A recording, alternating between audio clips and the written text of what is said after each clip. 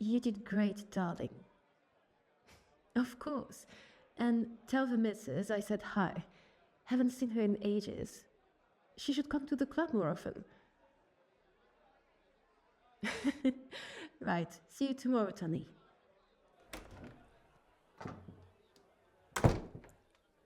Hiding in the shadows, I see. You can come out, puppy. I know you're here.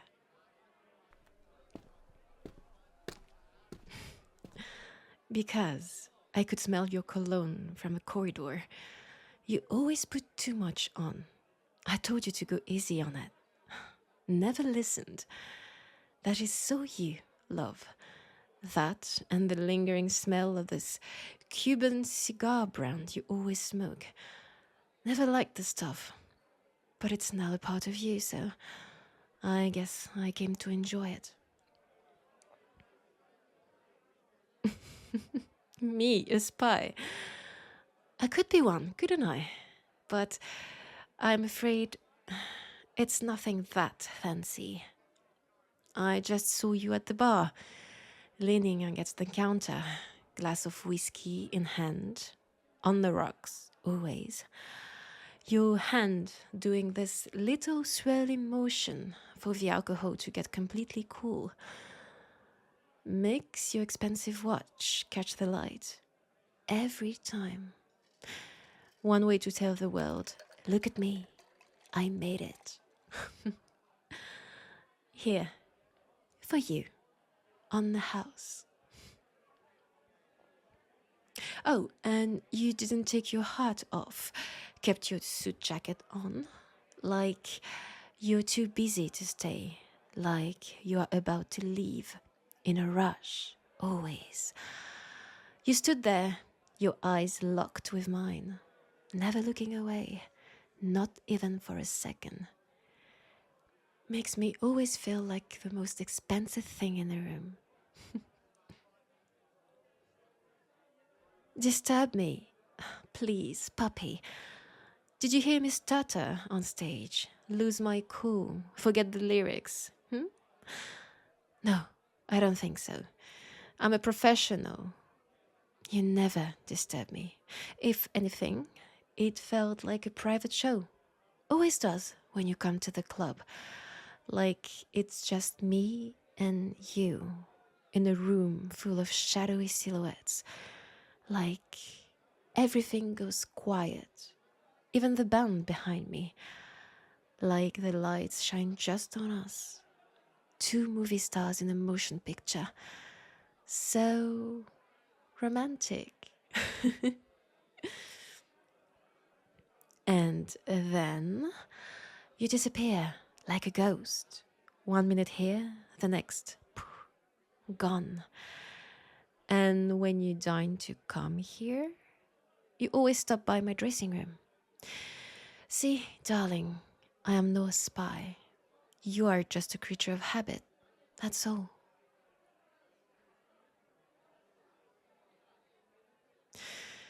I know why you're here. Well, not exactly to the minute detail, but you didn't come here to exchange pleasantries, to chit-chat, to banter. You never come here for that. It's always work, work, work.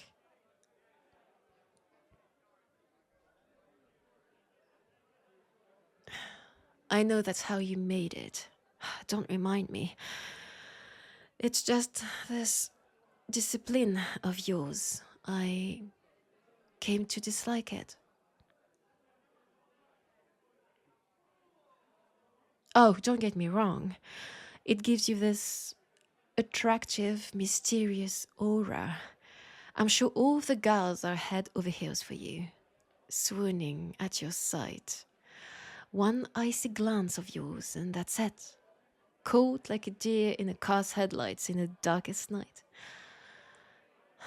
You must change girlfriends as often as you change your underwear. Oh, no, wait.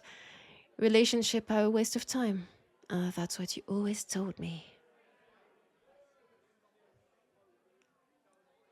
Where am I going with this?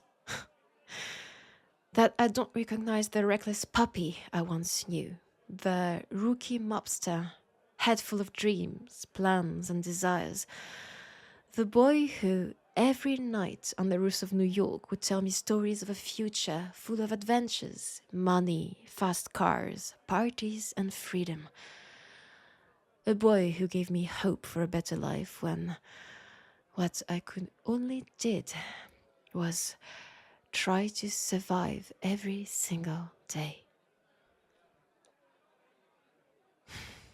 You never come here anymore. Haven't seen you in weeks. I know you're busy. Of course you are. You're always busy. You're worse than one of these boring businessmen. Always working, always serious. Coming home at 7, I'm sure. Ready to eat dinner, prepared by an also boring wife. Bed at 10, restful night, up at 7, breakfast ready as soon as you set foot in the kitchen. Oh, so predictable. What went wrong, I wonder? Where did my puppy go?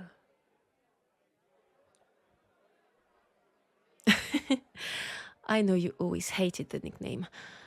That's why I kept it, love.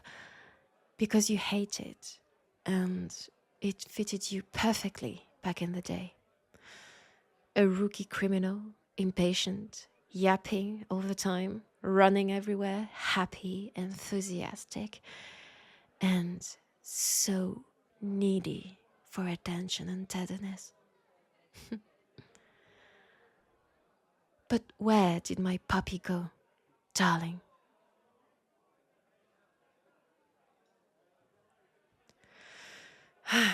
No, I didn't call you for this, though I'd love to get an answer to this question one day. I called you because I am scared and I need your help. And you know me, I play it all lovey-dovey when you're here, but I am tough and I never ask for help. Hate it. Hurts my pride. It didn't happen for a very, very long time. It cost me a lot to do this. Calling you yesterday in the middle of the night, being scared of, I don't know, bothering you, interrupting something, waking you up, making you angry.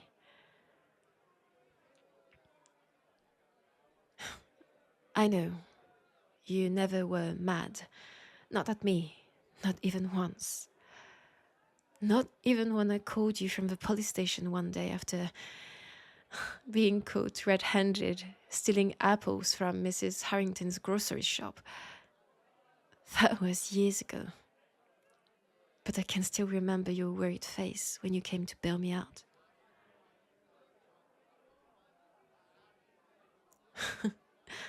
Yeah, you stayed silent on the way back to our building, hands in your pockets, walking a few steps behind me.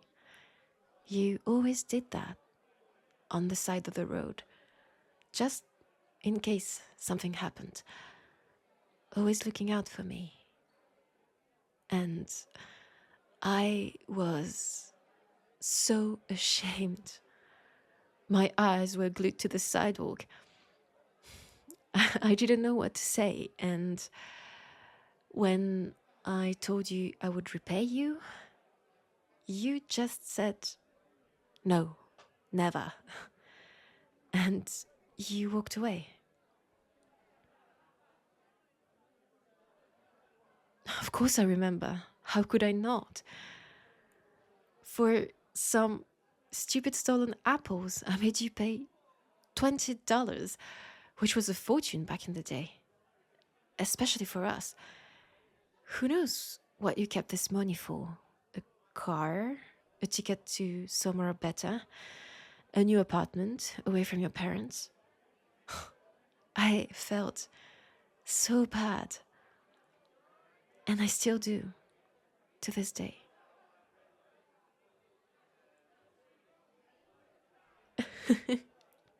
That's why I send you a basket of apples for your birthday every year. Yes, to apologize and to show you that I didn't forget, that it's still here somewhere in my mind, that it's important. And maybe part of me still hang on to this incident because we were closer back then, always together, even worked at the same factory before you got scouted by the family.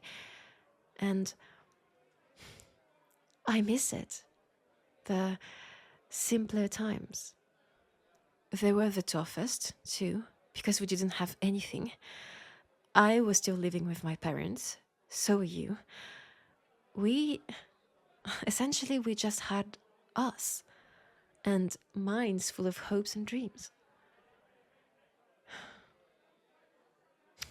All this to say that since then, I never wanted to bother you again, to see this worry on your face. Even more so since we grew apart. Me with my singing career, or what's left of it, and you with your new position in the family. Truth be told, I was a nervous wreck when I called. Because I was afraid to bother you. I was afraid for someone else to pick up the phone, to hear a woman's voice, to hear things in the background I didn't want to hear. A life, something I'm not part of. Look at me. Only thinking about myself. But I had to power through all this. Because I think what happened does not only concern me, it concerns you too. And if I were to put you in jeopardy, Papi, I would never, ever forgive myself. That's why I called. That's why I need help.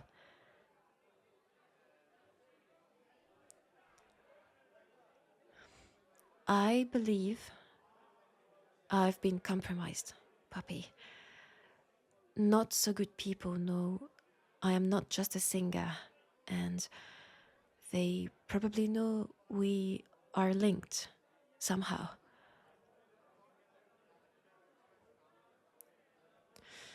Two weeks or so ago, two men showed up at the club. I've never seen them, and you know me. I know all the patrons who come in here. When I'm singing, I see everything and everyone. I notice things. I know who's coming in, who's coming out, at what time, for how long, what they ordered, how much they paid, what they're wearing, who they're with. You taught me all this when you brought me to this place, when you offered me a position here. That was our deal, right? I get my singing career, a nice place to live, a nice paycheck, but in return Well, spy is a bit too much, don't you think? I just notice things and remember them. For you, Papi. I am your eyes and ears here. That way you can justify my presence at the club to the family without me being 100% involved with it. A nice arrangement we have. Right. 2 weeks ago, these two men came in, and not just ordinary men. How do I know? Papi, please. Expensive suits, pockets full of dollar bills, so full of themselves, watching the place like they own it. They were... Yes, mobsters. Just like you. Well, you look better, Papi. Maybe not more expensive, but more dangerous. silent, calm, because you don't need to prove anything to the world. But they do. They were rookies for sure, rich rookies, who bought their first suit that very same day and wanted to parade in New York.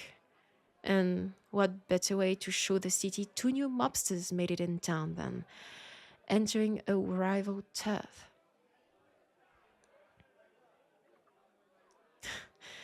I am no Mafia member, puppy, but I've rubbed shoulders with so many of them I lost count. I know how you operate, how you behave. You probably don't remember, but you were the same when you started. Of course you were. First pay was what? 3 times your father's salary for just making sure a deal was well made at the docks. You were so proud. You waited for me in front of a factory at the end of my shift, wearing a horrible suit. You had no fashion sense back then. Cheap cologne, a fedora too big for your head. You looked like a mobster's caricature.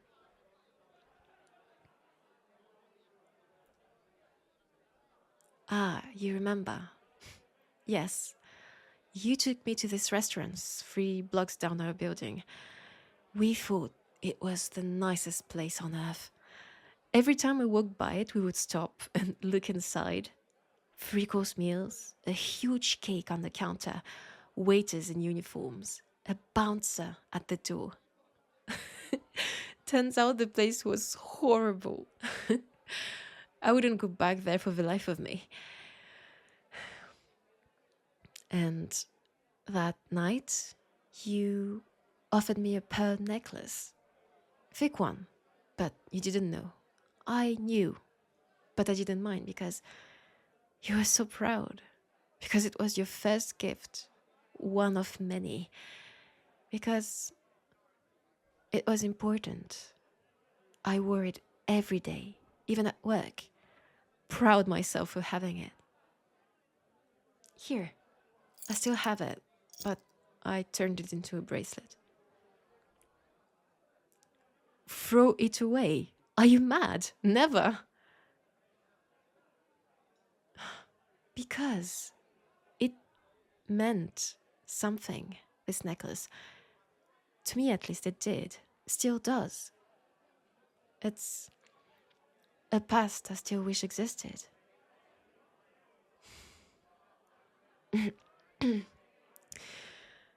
So you were a rookie mobster too one day. So full of dreams, a vision for an amazing life. And you wanted to show the world what you were capable of. So did these 2 men. What happened next? They stayed for a while, but not just to enjoy the place. Just like you, they stayed at the bar. They didn't take their hats off, nor their jackets. They were looking for something. Or just on a recon mission. Who knows? The fact is, they stayed long. Too long. Ordered just 1 drink, scotch, the cheapest, both of them. And then they looked at me, sized me up. Not because of my voice, my presence. No, they didn't care. They were here for me, puppy. They knew. For some reason, they knew who I was. And this is not supposed to happen. Ever. Of course, you know me. I'm always careful. Nobody knows I work for you. Not even the owner of the place. Not even the band. They all think I'm some lonesome girl from French immigrants who wants to make it big in the city. Because I'm that good, puppy. You taught me well. The men, they left after the set, but they came back the next day and the day after. Same thing, just 1 cheap drink, watching, and then leaving when I was done. Listen, I do not think this is a coincidence, especially since I received this. Here. This letter. Found it yesterday in my mailbox.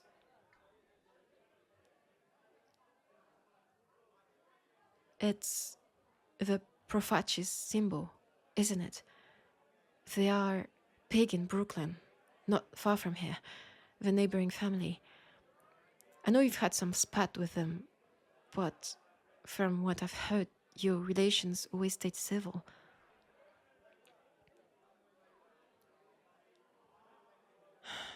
Until this day, I guess, yes.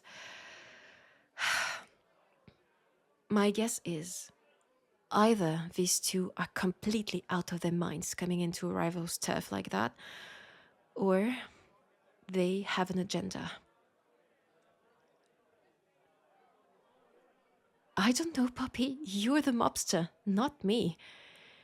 Maybe they were asked to do this, to start something, to show they're here. I mean, this place is run by the Mafia, and although it's not official, everybody knows it. So they're sending you a message. Not you personally, but you know what I mean. What I don't get is, why me? I'm nobody. So why reach out to me when nobody's supposed to know what I really do here, and that I have a past, ties with you? To get to you, but how? I'm expendable. It's not like... Oh, hey, calm down, puppy. It's not... I'm not... All right. I am not expendable. I'm taking it back. What's with you all of a sudden? I never saw you like that before. You usually always so calm and put together.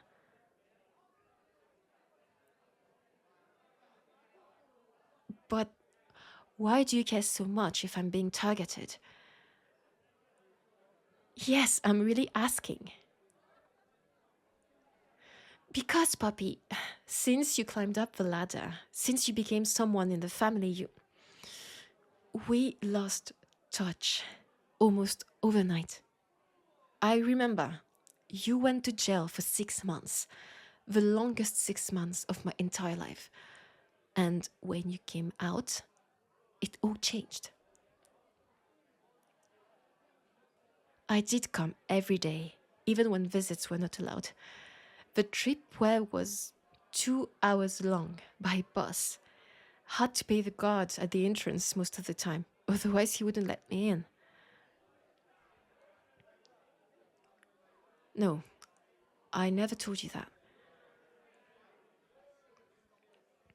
Because I didn't want you to get mad, and I didn't want you to tell me to stop coming. You're the smartest person I know, puppy, but sometimes you really don't get the signs, do you? I visited you every day for 6 months because you were the most important person in my life. Still is.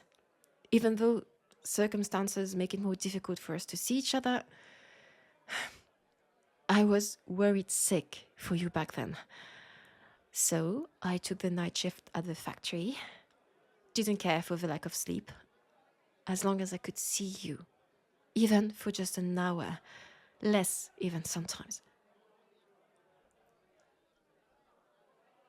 Listen, I don't want to get all sentimental here, puppy. I didn't ask you to come here for that, but you were the only person who truly saw me, who trusted me and never gave up on me. You never made fun of me when I told you I wanted to sing. You took it seriously, and it mattered to me. To this day, it does. You were my rock, and we planned out a future together, or at least something that resembled a future.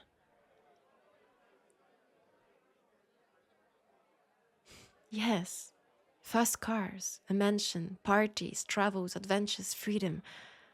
But no more Queens, no more poor and cheap New York.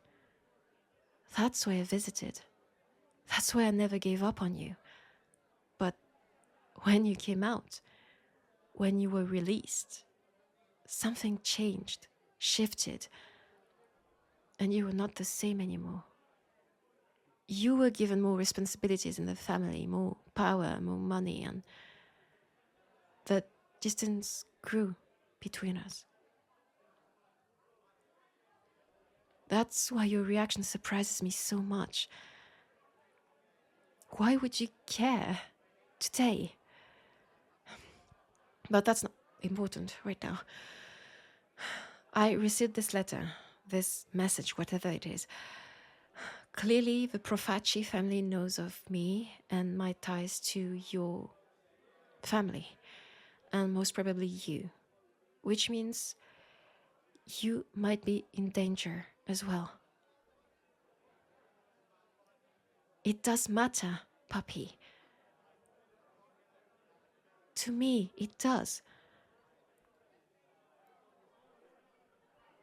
Listen, we're not here to argue about the past, what happened, what could have happened, what should have happened. We need to think of the future. What should we do now? Yes, your boss should know about this. Take the letter. And I can let you know that... Wait, what? You want me gone from here? You mean you want me to leave the club? But that's my home. I can't abandon the band. I leave New York. But it's too much. It's just a letter. Puppy, you can't make me leave the city. Where will I go? The country? I would die in the... LA? You're serious? Los Angeles? I have no one there. My friends and family are all here. I can't just leave to the other side of the country. I am not stubborn, puppy. Why would you send me so far away? I don't... To protect me. This is not protection. It's... I don't know what it is. Doom, maybe? I can't start all over on my own in a city like LA. I can't, and I don't want to, because you'll not be there. Poppy, please. You know what? I don't want your money, your apartments, your protection. I don't need any of that. So keep it all for yourself. What do I need then? The only thing I need in this life, Poppy, is you.